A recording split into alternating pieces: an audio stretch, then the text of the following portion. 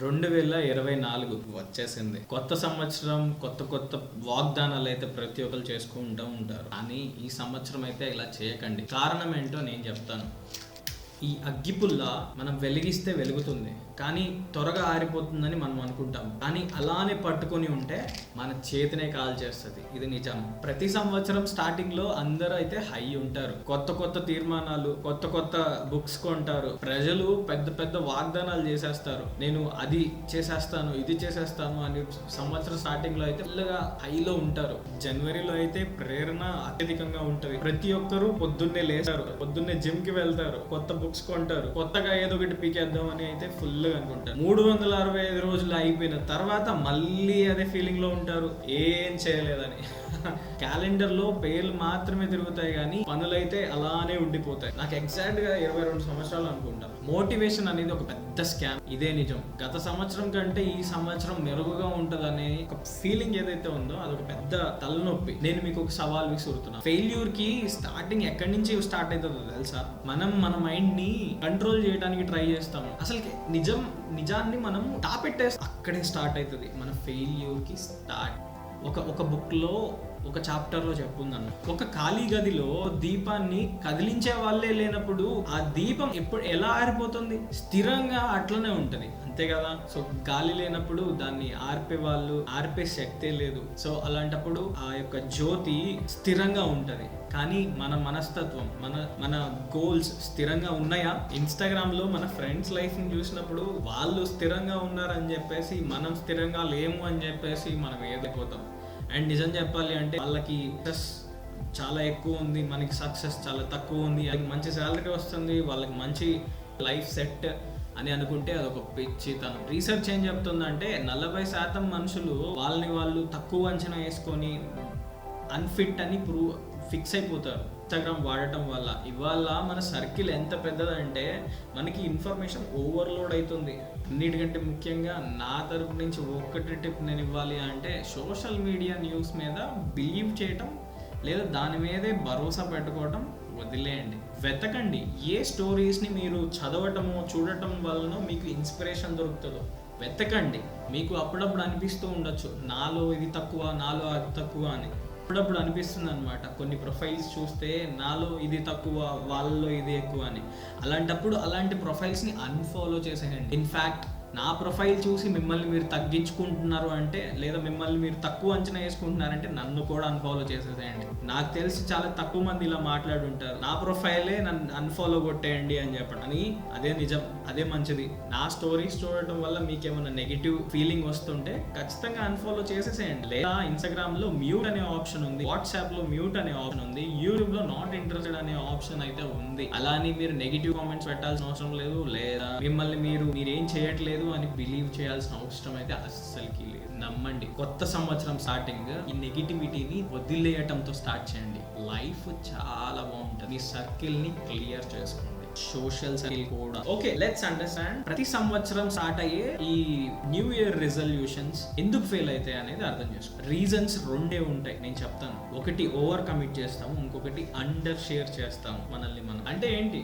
Over commit, మనల్ని మనమే అనుకుంటాం. అసలు సంవత్సరం మొత్తం మనం పొద్దున్నే 10ంటికి లేస్తాము. అలాంటిది జనవరి 1 రాగానే మనం పొద్దున్నే 5ంటికి లేవాలనుకుంటాము. ఇన్ఫాక్ట్ 1-2 రోజులు లేస్తాము, తర్వాత అంతే పండుకొని పోతాము. ఎందుకంటే మనం ఓవర్ కమిట్ చేసాం. అసలుకి మన బాడీ దాన్ని సహిస్తుందో లేదో కూడా మనం అర్థం చేసుకోలేదు. మనం పండుకునేదేమో రాత్రి పూట 2ంటికి, మన బాడీకి చెప్తాం పొద్దున్నే 5ంటికి లేచేయి అని. ఎట్లా అవుతుంది? నిద్ర సరిగ్గా లేకపోతే మన బాడీకి మనమే విలన్ అయిపోతాం. ఇన్ఫాక్ట్ మన బాడీని మనమే పాడు చేసుకుంటాం. అరే ఏంటబ్బా ఇలా అంటున్నాడు, కానీ ఇదే నిజం. నేనేం చెప్తానంటే జస్ట్ మీరు ఈ ప్రాసెస్ ని అర్థం చేసుకోండి. ప్రతి ఒక్కటి స్టెప్ బై స్టెప్ చేయాలి. చాలా చిన్న స్టెప్స్, చాలా ఈజీ స్టెప్స్, చాలా చాలా దూరం వరకు ఫాలో అయ్యేలాంటి స్టెప్స్ ని మీరు తీసుకుంటే బెటర్. లైఫ్ T20 కాదు, లైఫ్ టెస్ట్ మ్యాచ్ లాంటిది. మనం చాలా ఎక్కువసేపు పిచ్ మీద నిలబడి ఉండాలి. అలానే మన ఎక్కువ దూరం వరకు మనం బతికి ఉండాలి. సో ఈజీ ఏంటి అంటే, ప్రతిరోజు 1 గంట సేపు ముందు లెగవటానికి ట్రై చేయి, 1 గంట సేపు ముందు నిద్రపోవడానికి ట్రై చేయి. బాడీని ఒక అలసట లేని ప్రయాణాన్ని ఇవ్వడానికి అయితే ట్రై చేయి. బాడీని కంట్రోల్ చేయ, బాడీకి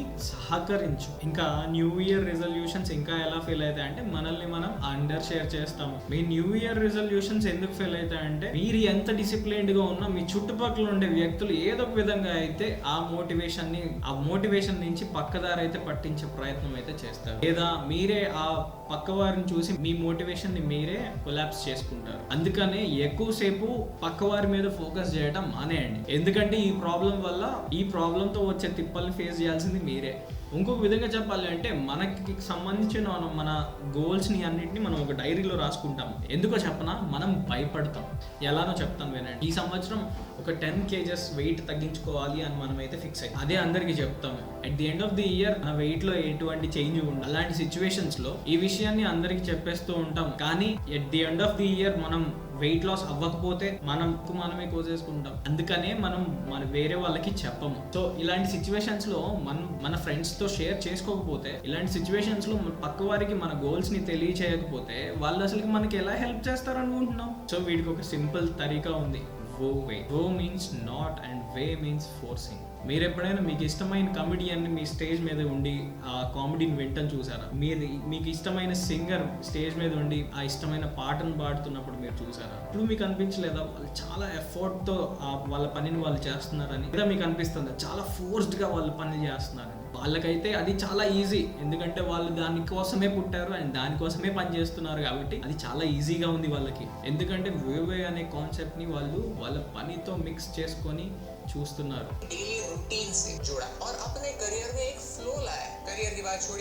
వాళ్ళ కెరియర్ లో ఒక ఫ్లో తెచ్చుకున్నారు.